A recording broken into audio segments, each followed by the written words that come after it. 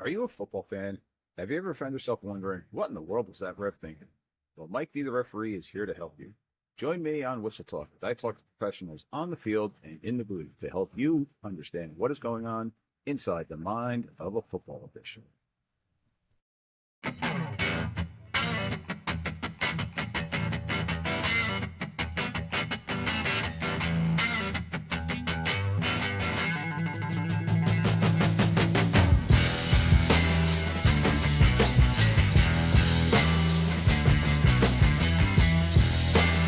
All right. Good morning, Whistle Talk Nation. How's everybody doing out there? Once again, Mike D, the referee, here for another episode of Whistle Talk. Today, I got a super special guest with me. But before we begin, for those of you that are out there listening on Spotify, Apple, all those different segments, different spots, hit that like button, hit that subscribe button.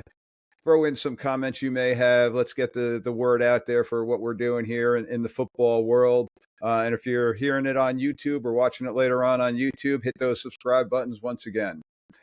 So today I got with me a first for myself. I have a former NFL player, but not just any former NFL player, a Super Bowl champion NFL player, also somebody who was involved in, I think, the most Super Bowl games as a player, and now moved on to the coaching ranks, Don Beebe. Don, welcome. Thank you very much for joining us today.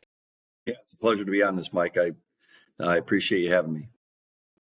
So, 6 Super Bowls, you got a ring, and now you've got a couple state championships, if I am correct in saying that, as a high school coach, and now you've moved up to the Division III college ranks as a coach. So, been involved in this sport for quite a long time with a whole lot of success.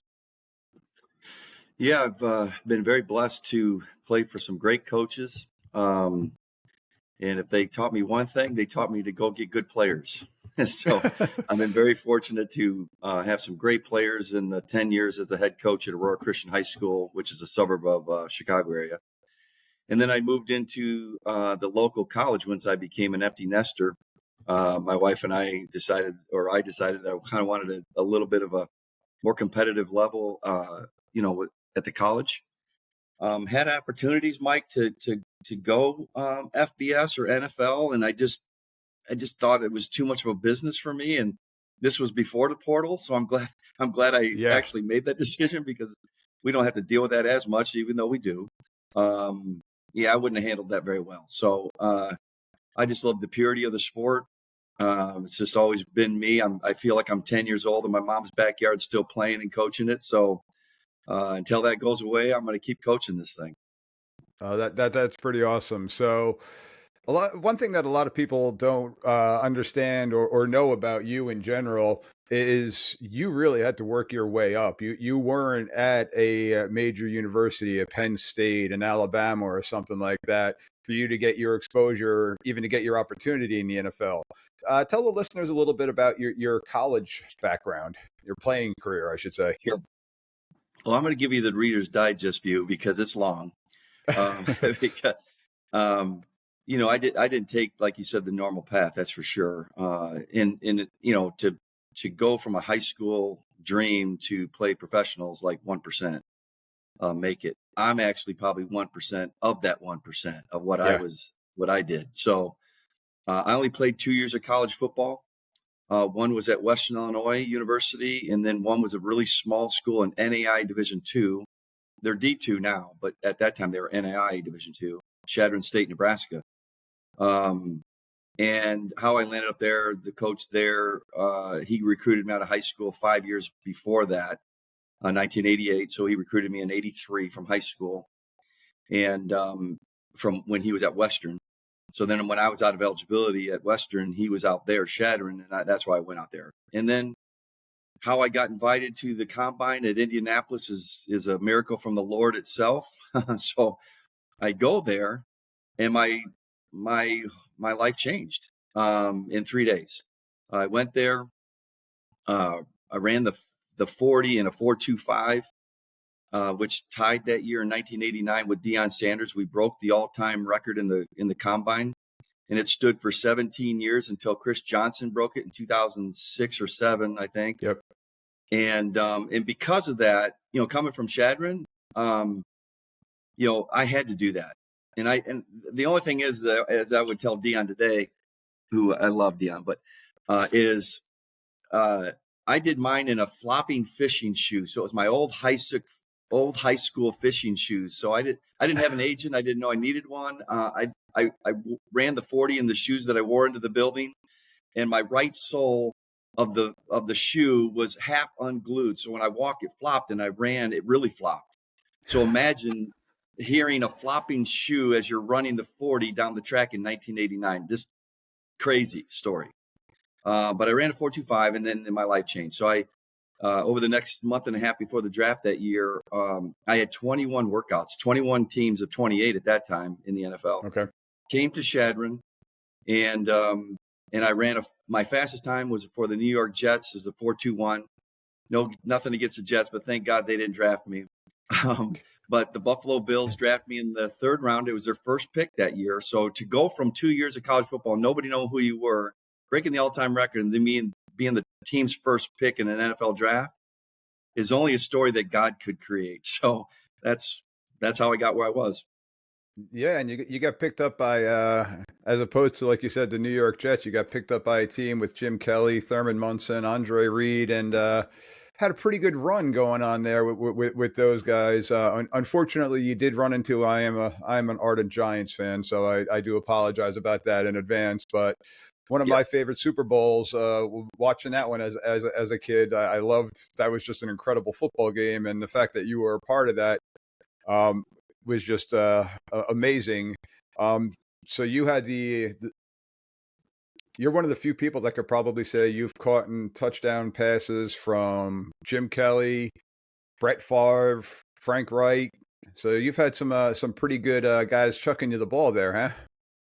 Yeah, and I would even go a step further. I actually played with the two greatest defensive ends of all time, in Bruce Smith, who holds the record for sacks in a career, and Reggie White, I think, is number two Yep, still. in Green Bay.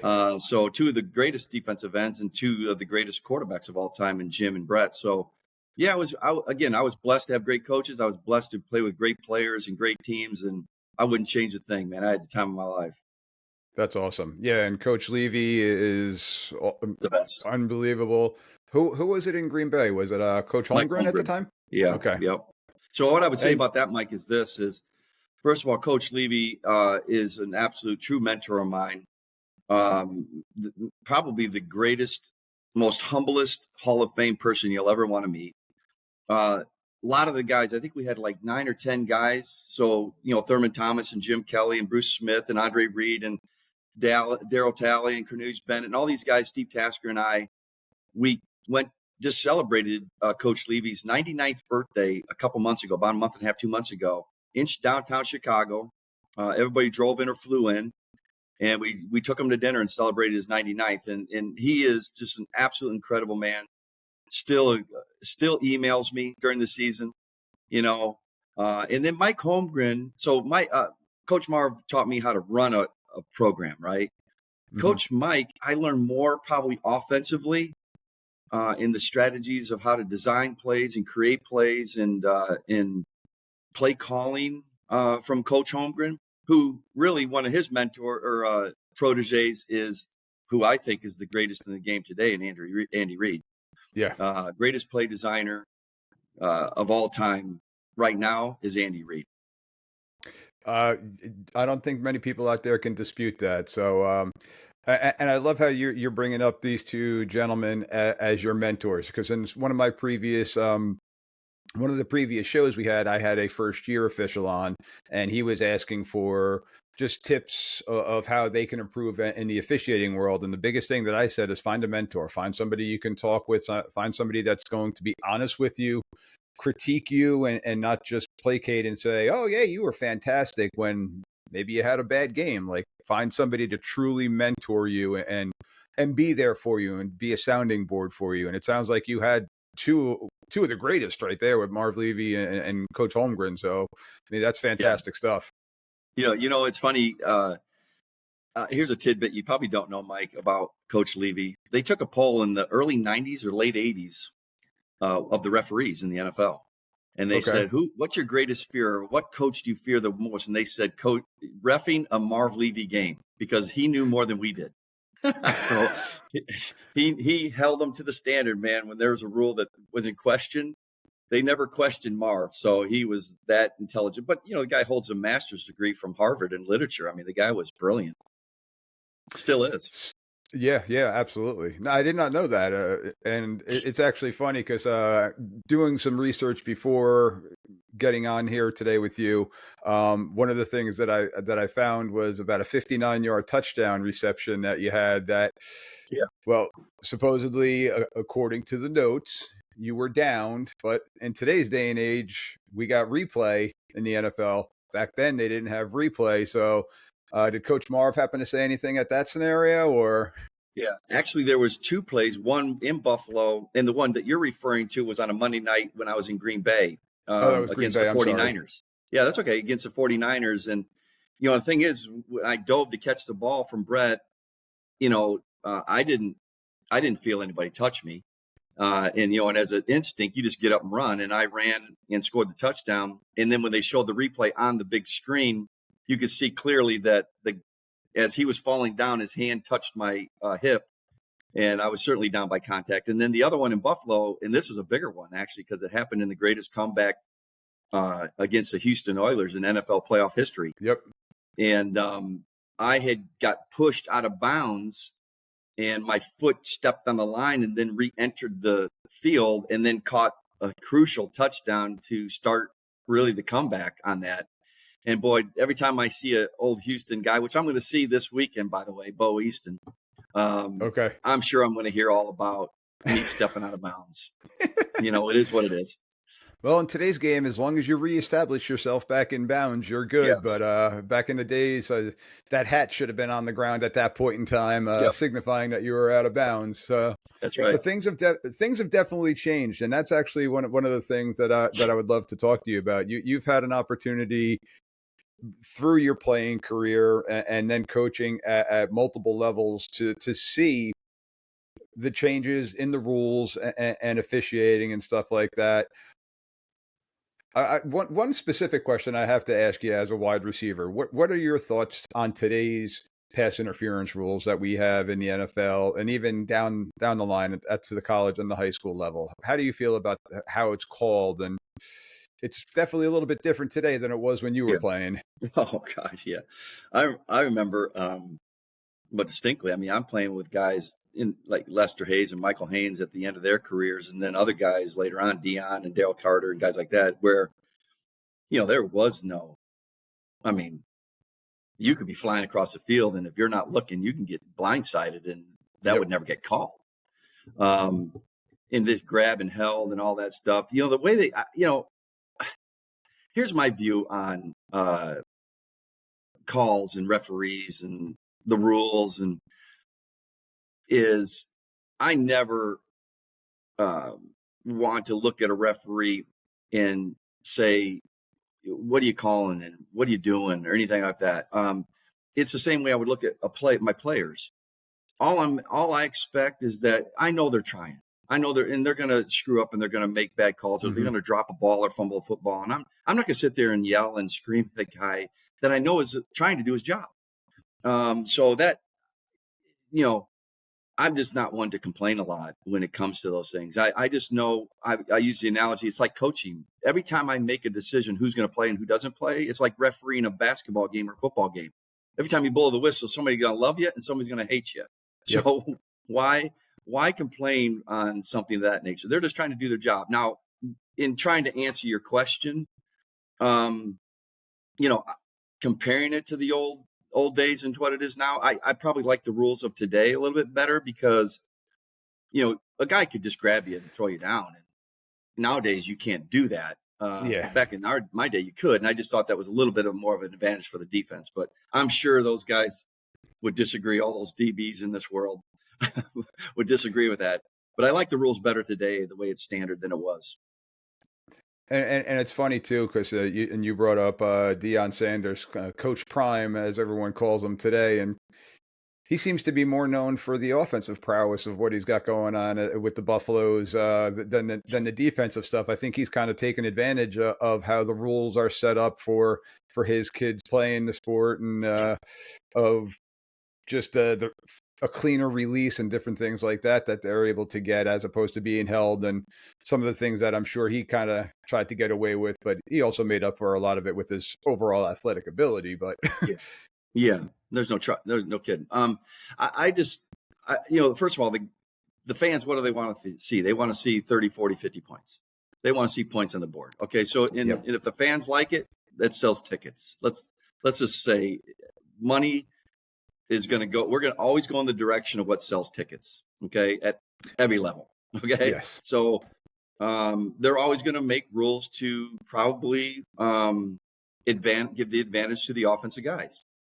So that's why you see a lot of points being scored and the spreading out on the defenses. And, back in my day, 12 personnel was a big personnel. 21 personnel was a big personnel. Now it's 10, 11, 0 personnel. Just spread them out yep, and go 5 wide.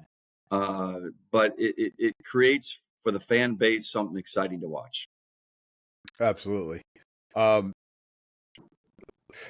I lost my train of thought there. I do Going that with the quite different. often, Mike. I just want you to know.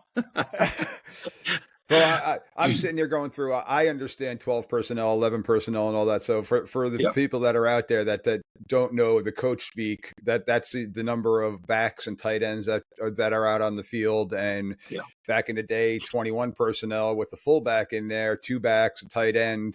That's old school power football. And today, when you got the 0 package, well, now you got 5 receivers and you're completely spreading everybody out. So Yeah. for those people that weren't aware of that. But now also like with these rules, and you mentioned it, going across the middle, it was a hazard zone. I mean, guys that you probably played against. I don't know if Ronnie Lott was still around at that point in time, but you're talking about the 2 guys in Oakland at the time, the Haynes and Hayes. They were looking to take your head off if you came across the middle, ball in the air, ball not in the air, different things like that. So the rules have definitely changed for the safety aspect. What are your thoughts on that? Yeah, and I'm fine with that. Hey, listen, I always knew where Ronnie was. I always knew where Steve Atwater was. I always knew where Oh those yeah, guys were. You learn really quickly when you come across the middle. You better know where those guys are. So if they're a little deeper, take that dig route a little shorter. If they're a little shorter, take the post over the top. Don't get caught down in that territory. So, and I was more of an outside guy than a slot guy too. Back in my day, we didn't have a lot of slot guys. Matter of fact, Andre Reed really was one of the premier slot receivers that started out in the early 90s to where nowadays everybody has, 1 or 2 slot guys. yep, But yeah, I like the rule. When you're a defenseless guy taking shots, we had to create rules to pull that back a little bit. Personally, I like the way the rules are. I think on the quarterback, I think it's a bit gone overboard. We barely sneeze on these men now, and it's like, oh, there's a flag. yeah. I understand it, but I think we're protecting the quarterback a little bit to the other side of that right now. But the way it's called on the linebacker or defenseless guys across the middle, I actually like how it's set up right now. Now, for you in the Division 3 level, as opposed to the major college football, what people are watching Saturday afternoons, with the targeting type of violations, is it still the same ideas at your level with targeting, where it could potentially lead to an ejection, but there's not replay assist if I'm correct in saying that to possibly bring that player back in. Are you seeing different things like that? Yeah, we actually have it at the D3 level, where if it happens in the first half, they can look at it at halftime and then make the decision if he's disqualified. They can disqualify him right there on the field, and Okay, then make a decision at halftime to determine if he has to miss the second half as well, and if it happens in the second half, to determine if he has to miss the next game. Okay, so it is something. And personally, Mike, I think they're not calling it enough at our level. okay, I'm seeing when I'm watching film, especially the shots on the quarterback. These guys leading with their heads, and it happens quite often. And I would like to see it called a little bit more when the guy leads with the crown of the helmet.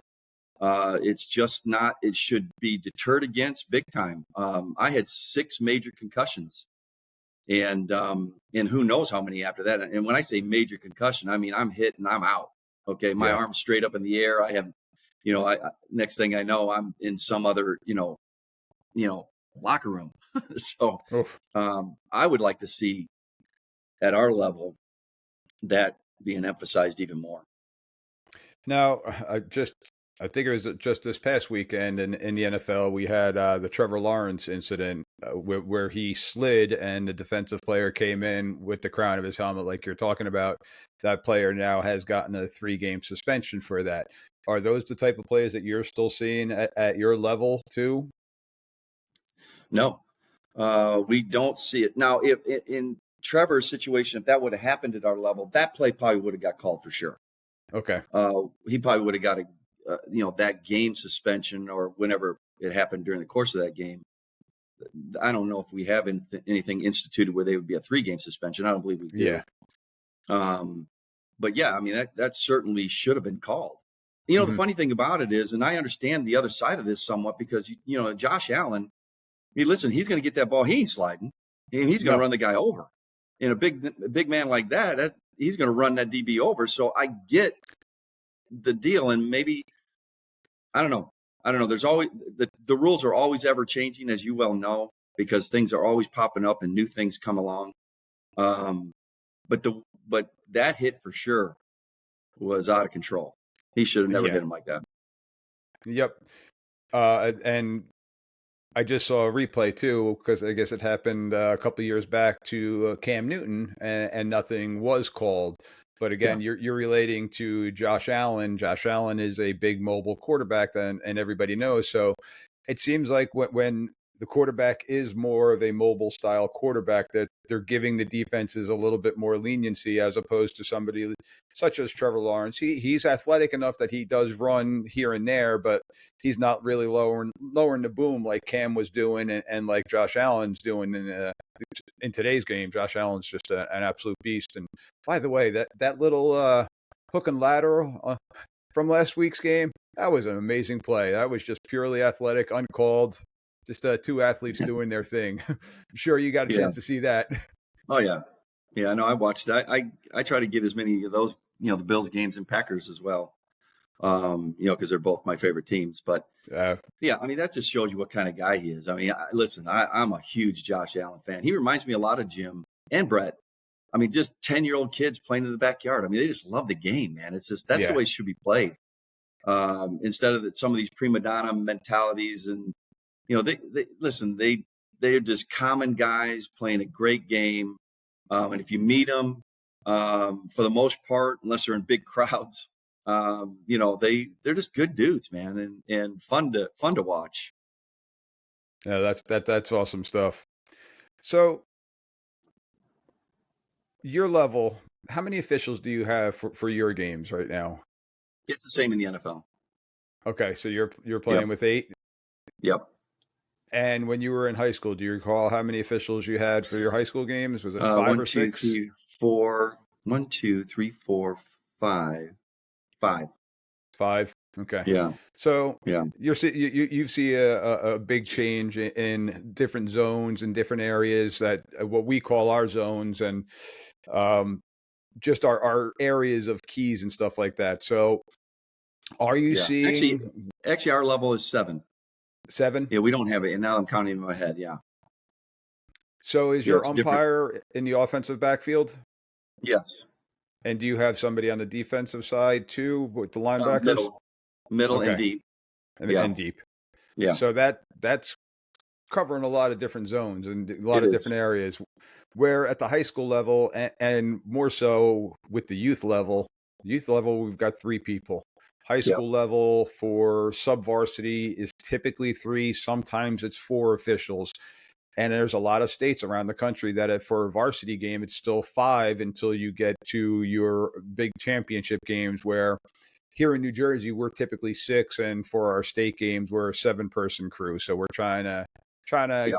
get up to speed with that. So with the 7-person game, are you finding different areas that or different types of plays that aren't being called more often or some kind of dead zones or different things like that? Because I know for us in the 6-person game as the officials, the middle of the field is probably the toughest area for us to use the word police to have a key on because it's multiple people's keys and well, it's multiple people's secondary keys. So when we're focusing on one key, trying to periph and catch that one, are you seeing anything like that with the 7-person crew? Yeah, no, I prefer the more the merrier, to be honest with you. Hmm. The more eyes you can get on reffing a game, uh, the better called game it's going to be. Um, to me, I think the biggest discrepancy call in the game, and it's hard because it literally pretty much happens on every down, is holding. It's just hard to always see it. Okay, for one, and then to in a split second, it pretty much determine was it holding. You know, I'm always, and I know that this is pretty much the rule in the NFL, is if it's impeding the guy to make the play, then it's a hold. Yeah. Okay, well, that's a quick judgment call by a referee. Yep. He sees the grab, and if it's not really impeding him, or it's on the other side of it and away from the play, even you could even say, okay, it didn't mean anything in the play, Yeah. in a sense, unless it's just completely flagrant. Um, but that's a tough call to make. I mean, some of these other ones holding down the field get missed because you're right. They don't have as many eyes in that area as they do in the box. But I see more of a consistency, let's say, in those areas than I do on holding in the box. Yeah. See, now the holding in the box for your level, you've got basically two in the offensive backfield, one on the defensive side, plus your short wings are looking at the tackles and receivers, and then your deep wings are looking at the outside receivers, and now you got that person in center field. If it's a tight end, they're focusing in on that. So you got a lot of different eyes focusing in on that box. So it is definitely Yeah. caught much more than it is out in space. Yeah. The one that I have a hard time with as an official sometimes is the defensive holding on some of the receivers because it just seems at times it seems ticky tack, and I know I'm kind of critiquing and criticizing some officials, but it is what the rule states. But like you said, if it's truly impeding them, then yeah, it has to be called. But you're going to get hands on people. It's a contact sport. It's a violent sport. So I think some of those need to be a play on type of scenario. And unless it's truly stopping the route, taking away their route, taking away their timing, I like to keep the flag a little bit deeper in my pocket than some other officials, in my opinion. Yeah, I agree with that philosophy. I think you just let the guys play. Yeah. And the key word in what you said is impede. Is if it keeps him from doing what he needs to get done on the route, then it's impeding. If it's just a grab of the jersey a little bit or something of that nature, and it really doesn't impede him, but it was just a slight movement, but it didn't stop his momentum, well, then it's not a hold in my mind as well. So So, even in contact, in our level is, you first of all, we don't have a 5-yard rule. Wideout can be going down the sideline on the left side and get cocked 20 yards down the field, but the ball is in the air and it was thrown in this quadrant over here. There's no penalty. But if mhm. it happens in this area, they cut it up, I think, in threes, outside the hash, middle, and then the other Yeah. side. That if it happens in this outside that hash contact, then it is a flag. Okay. So I actually like that rule. Again, it goes back to, is it affecting the play? If it doesn't affect the Yeah. play, then what's it really matter? Yeah, I mean, the big things that I'm truly looking for is obviously safety fouls. Anything where somebody can potentially get hurt or initiating any type of safety or flagrant type of foul, we're going to throw that regardless of where it is on the field. But then the point of the attack plays, and it's it's got to have an effect on the play. And one thing that we're trying to get across to everybody is don't be so quick to throw the flag. Let it marinate. Did you see it? Did this happen? And when it comes to holding, we have three kind of rules that we go through our head. Did it impede the runner? Was it at the point of the attack? Because at the high school level, And you got the kids throw their hands up. Oh, I'm being held. I'm being held. Well, I'm not going to call that one. Like, you got to work to try to get yourself off of that block in order for me to call it for you're not even attempting to make a play on the ball. But Yeah. the crazy thing is with the NFL, and here's why I do understand it a little bit more with the NFL, is your quarterbacks are sometimes reading 3, 4 receivers from the left side, middle, right side, and then down to their check down. So that hold that could happen on the right side when the quarterback was first looking left, well, that one would have to be called. The high school level, that's not happening often. Coaches are giving them typically a two-person type of read, maybe with a third read, or reading one defensive player and reacting off that defensive player on that particular route, as opposed to scanning the field and then hitting a dump off. So the high school level, I think we can let it go a little bit more, because if I see Yeah. them looking at that side and then something happens over here, it's not going to be affected. Yeah. Well, one thing that it's just really fun to work with guys that are really good at their job. And one thing in coaching 6 years at the college level, I can't think of one game and one referee that stood out to me that did a bad job. Did he make every right call? No, but they're very professional. Talk like this in our last playoff game that we lost. Tom, who was the head ref, just a great guy. Yeah. Just doing his job. And and the sideline guy Ryan was just phenomenal. And just doing their jobs. I mean, these guys are, most of them. Ryan is a lawyer. Yep. So I mean, they all have other jobs and what they're doing, and they're just out there because they love of the sport. And you have to keep that in mind. I mean, this guy's not out there, and most coaches, they think they're out to get him. No, they're not. I mean, these guys aren't out to get you. I mean, they're just No. calling a game. And I think if most coaches just took that perspective, I think we'd be okay. It would be a lot less arguing. But at our level, we haven't, and even in the pro level, man, I used to form a great relationship with a lot of those guys. Still miss a lot of them. Most of them are not here anymore. Mm-hmm. But we just some really good guys that were just great refs in games. Yeah, and like you said, they're out there doing a job, and I wish I could say that everything that I've done in my life was perfect, from when I was a young kid to Yeah, as a parent. I know I've made a mistake as a parent. I'm a school teacher. I know I've made a mistake as a school teacher, and now I'm an official. And I used to be a coach, and I always joke around. I still go to coaching clinics because I'm coaching my son's youth team, and so some of the coaches that I'm officiating are like, "Well, what are you doing here?" I'm like, "Well, it's my turn now when you make a bad play call for me to go to the sideline and say, Coach, what the heck were you calling on that? yeah, Like you guys do to me." But yeah, I won't do that. yeah, I joke around with them, but yeah, yeah, we're all going to make mistakes, and just understanding that and being able to move on from it. And for us, having some thick skin and understanding the emotion and the time that you guys as coaches and players are yeah, putting in, the year-round workouts and different things like that, yeah, we're getting better at it as a whole. As an officiating society, we are definitely getting better at it. Going to clinics, talking, doing stuff like this, just trying to keep the conversation open on how we can do a better job to make it easier for everybody involved. Because dealing with a coach like yourself, it makes our game a lot easier too. And we definitely can go back after the game, and we're critical of ourselves. We do go back, even at the high school level. I watch game film and see if I missed a call, or I definitely go and look at when I did make a call and say, all right, I probably should have kept that one in the pocket, or nope, I was spot on with that one. So we're getting better with all that stuff to try to catch up to the coaches and the players to make the game just a better game involved. yeah. You hit the Um, nail on the head, Mike. And that goes on both sides. And I said it this a second ago that coaches shouldn't take a referee's call personal. And there's the other side of that, and you said it yourself. Refs shouldn't take a coach yelling and screaming personal, because yeah. we're not good guys sometimes, Yep. and we're all human. It's funny, in the last game we played, I heard their coach yelling out the referees when they got a holding call on them. Quit calling.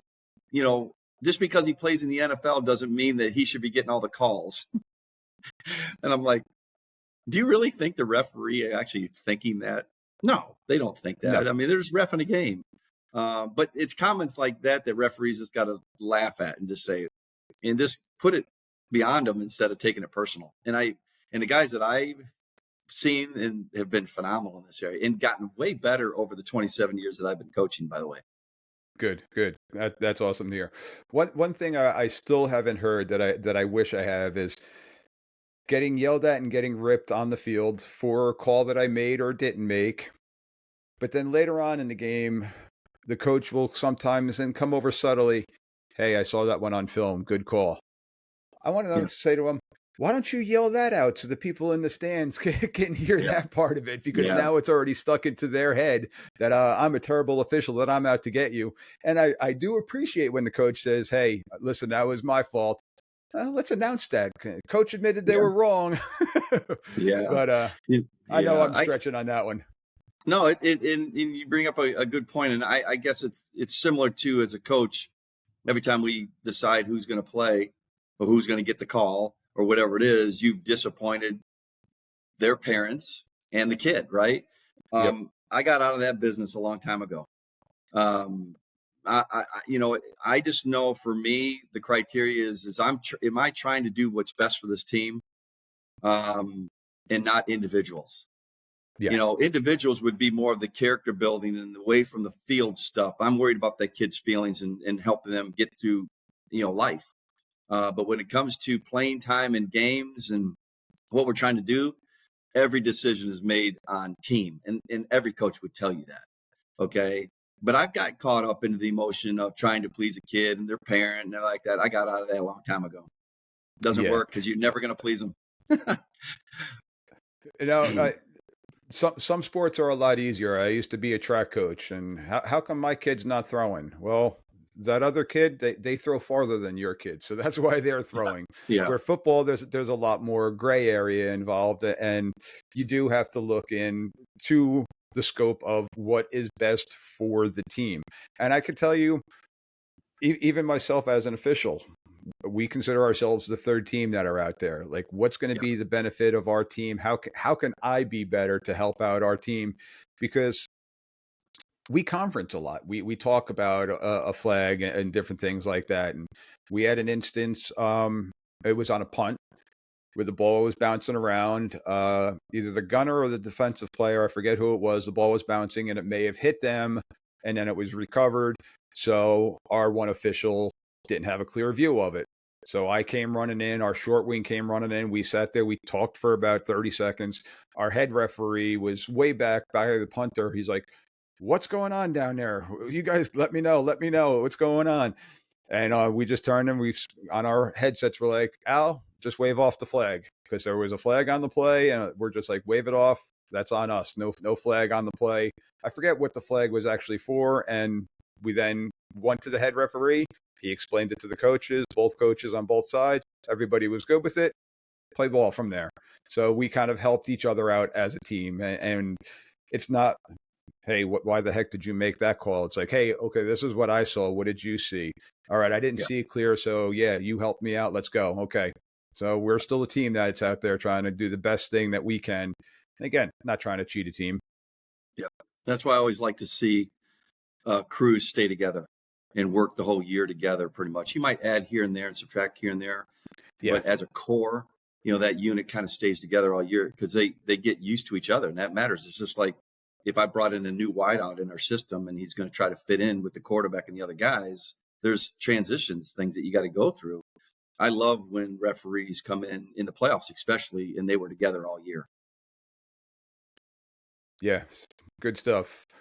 Um, and we do have a set crew. So, and one of our pregame talks is no egos. We don't have an ego on the field, and we're not gonna carry our own personal ego or personal vendetta. And last year, this coach ripped us, and blah blah blah. No, this year it's a new year, so we're going into each game with a fresh mind and a fresh thing. And one thing that we do have, and it comes down to talking coach speak and watching film and different things, is we also do have game notes that we write up about a particular team and we discuss it. So on the previous week, we didn't work the game. But okay, number 43 had 2 penalties for unsportsmanlike conduct. We talk about it, we put it in our mind, but it's a new game. We have no idea what was going through number 43's head the week before, what was going on in their life that made them possibly have this day. They maybe just had a bad day.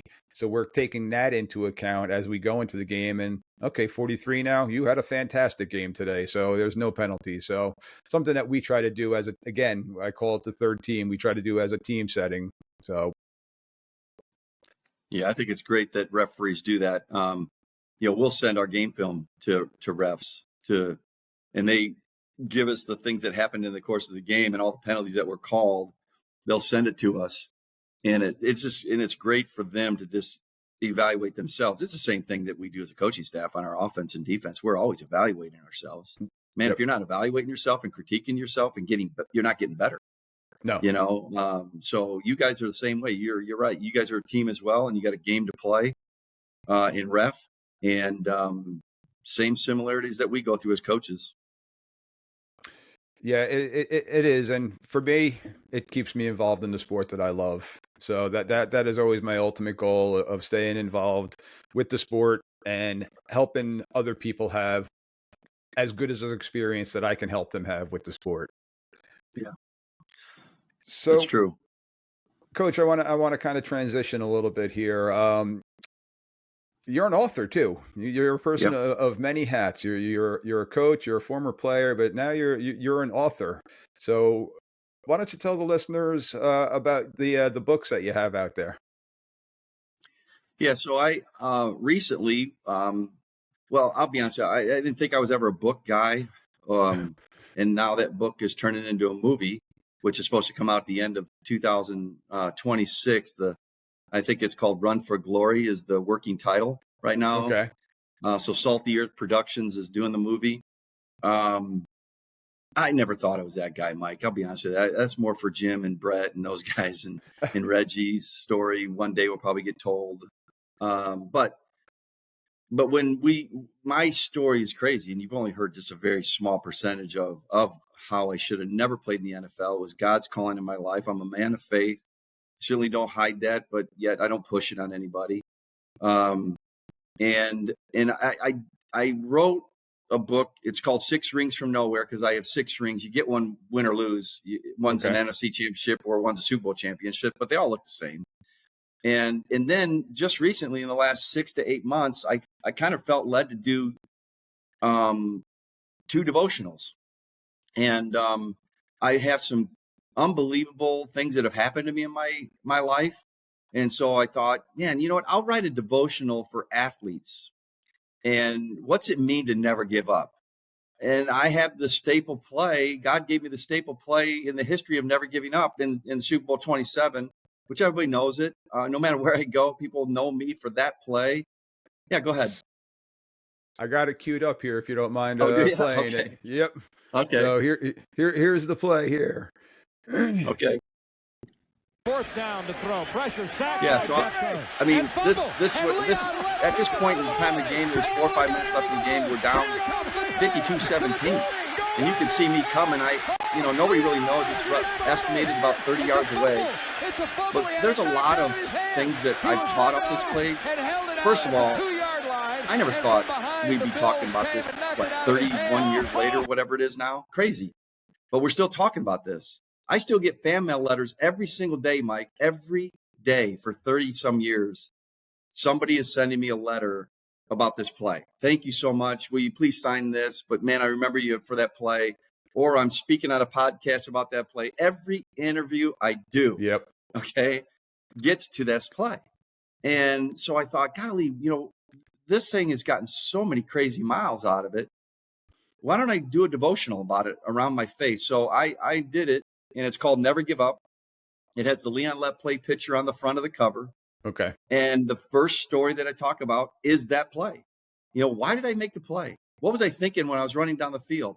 What brought me to even think about making that play? You're getting beat 52-17. Who in their right mind would sprint 80 yards or 70 yards to knock the ball out of the way so they score 59?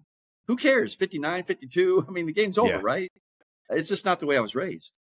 And so I wrote about that devotional. That came out about 6 months ago. But then we got so much reaction from it. I mean, for people everywhere. And I thought, golly, I had a great dad. And my ultimate father in heaven, Christ, is the ultimate father. And I thought, you know what? I have a lot of experience in raising 4 kids and really being around kids for 27 years and coaching. Yep. You're a father. I mean, it is what it is. You're a father figure. Yep. And so I wrote another devotional that just came out not too long ago, 3-4 weeks ago. It's called In His Image, a father's devotional. And the very first devotional I wrote about there, one of my favorites, was about my own son, who experienced so many setbacks in life. I mean, just injury after injury. 11 of 12 seasons that he played from his sophomore year through his 4 years of the Minnesota Vikings. 11 of those 12 years were season-ending injury. 3 of them in the National Football League. 3 of the 4 years that he played were on IR. It ended on IR. How can a man keep persevering and getting himself back up? So In His Image is one of the stories I talk about. And how does a father deal with that? I mean, because listen, as dads, okay, our kids are everything to us, right? Yes, I mean, we want to do whatever we can for our kids. And sometimes it hurts. It really hurts. How do you get through that? So I share, how I did as a father, got through those things. And Mike, the only way people can get them, it's not on Amazon. You can't find it anywhere. You only can get them at donbeebe.com. And that's the way it's set up right now. Eventually it might get to those other avenues, but and donbeebe.com has all this. My daughter is our youngest. I'm actually down here in Nashville right now visiting with my 2 daughters and son who lives down here in Nashville. Okay. And she works for a marketing firm that actually put the books out. So it's cool to be able to work with your kid doing books on your life stories. So that is awesome stuff. Anything that you're still able to be involved with your kids when they're outside. My son's 12, my daughter's 13, going on 23. It seems like. So I try to stay involved with them as much as I can, between coaching them and just helping them along with everything in life. So it's a lot of fun. And the fact that you got to do these books with them involved is just awesome stuff. And I love them. I definitely got to get myself a copy of them. I'm not going to lie. I haven't had a chance to get them yet. I got to catch up on a lot of my reading. Football season kind of took away a lot of my extra time of getting my reading going, but it's definitely something. I'm glad you mentioned that, Mike, because I actually wrote those with that in mind. We're all busy. We're such a busy people nowadays. And so I wrote them in devotionals. They're like short stories that take you 2 minutes to read it, but it's very impactful in a very short period of 1.5 pages that you can get through something like, oh, wow, that's an interesting perspective. So these would be perfect for guys like me and you who are really busy guys, Yeah. But Don, we're just about at that 50-minute mark, so I don't want to hold you up, especially that you're visiting with your family right now too. So once again, I want to say thank you very much for taking the time to jump on my show today. I truly do appreciate and thank you for sharing your story with everybody. And I'm actually really looking forward to getting my hands on those books and diving deep into them, especially the one in his image. I definitely I like that one. And I think I'm going to, my son's not a big reader, but I want him to read the Never Give Up book. So I think that's something that he may be getting as a Christmas present himself. So yeah. Well, that's great. And thanks for having me on, Mike. And again, for all that you guys do. There's such a lot of good guys out there reffing games right now. And I always enjoy conversations during the course of the games with guys like you. Appreciate that. Thank you. Well, once again, ladies and gentlemen, Don Beebe, 6-time Super Bowl player, Super Bowl champion, state champion coach, college football coach, dad, author, man of many hats, and seems to be a podcast legend too these days. So I appreciate everything you do. Go to the website, donbeebe.com, where you'll be able to find the books for Don. Reach out to me, Mike D, the referee, at gmail.com. If you have any questions, I will gladly point you in the right directions. Don, thank you once again. I hope you have a happy and safe holiday. Enjoy the time with your family, and be well. Yeah. Merry Christmas. Thanks, Mike. I appreciate it. Thank you.